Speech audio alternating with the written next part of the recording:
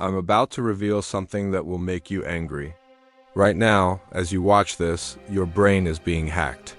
Not by some foreign government, not by a virus, but by the phone in your pocket.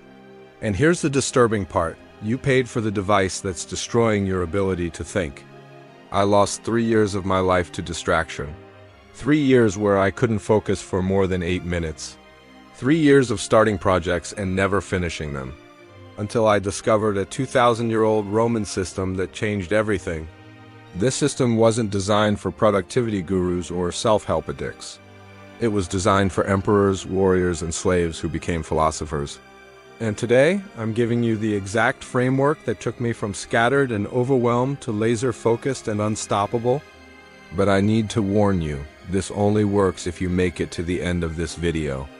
Because the final truth, the one I share in the last 2 minutes, is the difference between knowing these principles and actually transforming your life.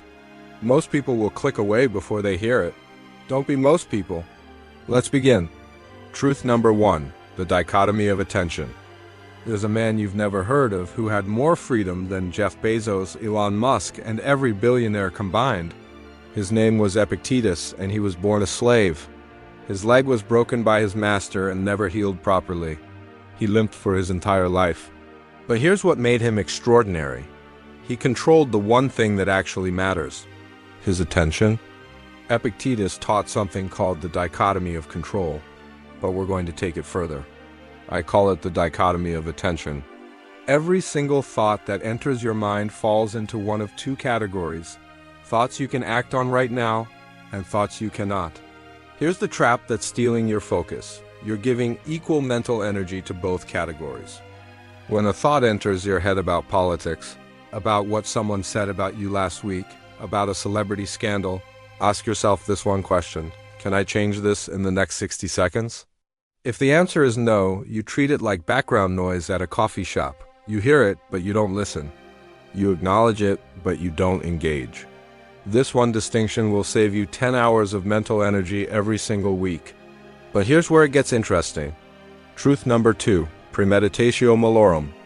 Most people fail at focus because they live in a fantasy world. They think their environment will be perfect. They think their phone won't buzz. They think their brain won't get bored. This is why they fail before they even start. The ancient Stoics practiced something called Premeditatio Malorum, the premeditation of evils. Sounds dark, doesn't it? But it's the most practical focus hack you'll ever learn. Here's how you use it. Before you start any deep work session, spend exactly 60 seconds imagining every single thing that will try to destroy your focus. Your phone will ring. Someone will knock on your door. You'll get hungry. You'll remember something you forgot to do. Your own mind will try to sabotage you. By expecting the distraction, you remove its power to surprise you. When your phone buzzes and you already knew it would, you're not reacting anymore. You're executing a plan. This tiny shift turns you from a victim of circumstance into a master of your environment. And speaking of mastery, let me tell you about the most powerful focus technique ever created. Truth number 3, the Inner Citadel. Marcus Aurelius was the emperor of Rome. He commanded armies, managed an empire, and dealt with constant political chaos. Yet he wrote in his private journal about something he called the Inner Citadel, a fortress in your mind that nothing can penetrate. In our modern world, your citadel is your deep work session.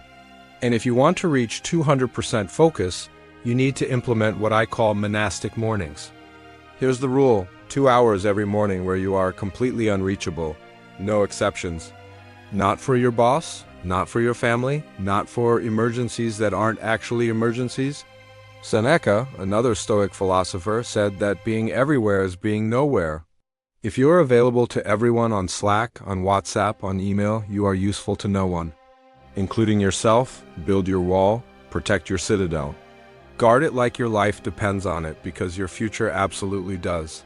But a strong mind needs a strong foundation. Truth number 4, voluntary hardship. Musonius Rufus was Marcus Aurelius' teacher. He believed that the body must be trained to support the mind. And he practiced something that sounds insane in our comfort-obsessed world: voluntary hardship. Here's why this matters for your focus. If you cannot sit in a quiet room for 30 minutes without reaching for your phone, your mind is a prisoner. Focus is not a talent you're born with.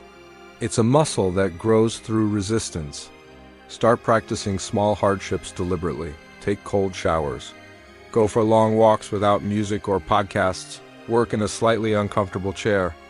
These aren't punishments. They're focus drills. They teach your brain that it doesn't need constant dopamine hits to function.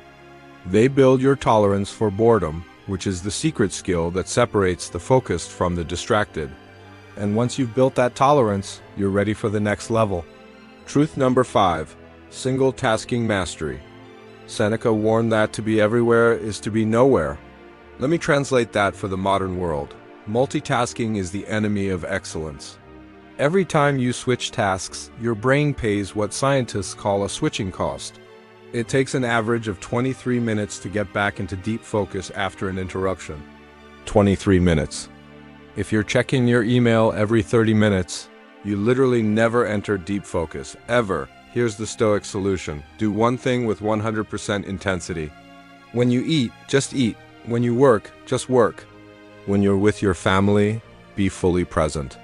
This sounds simple, but it's the hardest thing you'll ever do because it requires you to say no to everything else. But what happens when the task itself feels overwhelming? Truth number 6, the view from above. Marcus Aurelius used a mental technique that modern psychologists now call cognitive reframing. He called it the view from above. When a task feels crushing, when the pressure feels unbearable, when you can't focus because the stakes feel too high, do this. Imagine your current stress from the height of the stars. Picture yourself from space. Then zoom out further. See the Earth as a tiny dot. See your life as a brief flash in the timeline of the universe. In the grand scope of history, this stressful project, this difficult email, this overwhelming deadline is completely insignificant. This isn't about being nihilistic. It's about removing the emotional noise that blocks your focus. When you see how small the problem actually is, your mind becomes quiet. And in that quiet space, only the task remains. But there's one final practice that ties everything together. Truth number 7, the Evening Audit. Seneca reviewed his actions every single night. Not to beat himself up, but to learn. Here's what you do. Every evening, ask yourself these 3 questions. Where did I lose focus today? What broke through my citadel? What will I do differently tomorrow? Be honest, but not cruel to yourself. The goal isn't perfection. The goal is awareness. Because you cannot improve what you do not measure. By identifying the specific moment you failed today, you prepare your mind to succeed tomorrow. Now here's what most videos won't tell you. Everything I just shared is worthless if you don't understand this final truth. Stoicism is not a philosophy of the classroom. It's a philosophy of the battlefield. Knowing about the dichotomy of control means nothing if you panic the first time you face a real distraction. Understanding the inner citadel means nothing if those walls crumble under pressure. Knowledge is just a blueprint. Your daily practice is what builds the fortress. In 2026, the world is louder than it has ever been in human history. Your attention is the most valuable resource on this planet. There are billion-dollar industries with thousands of engineers whose only job is to steal your focus every single second. They want your anger. They want your envy. They want your precious time. But by choosing to master your focus, you are performing a revolutionary act of self-sovereignty.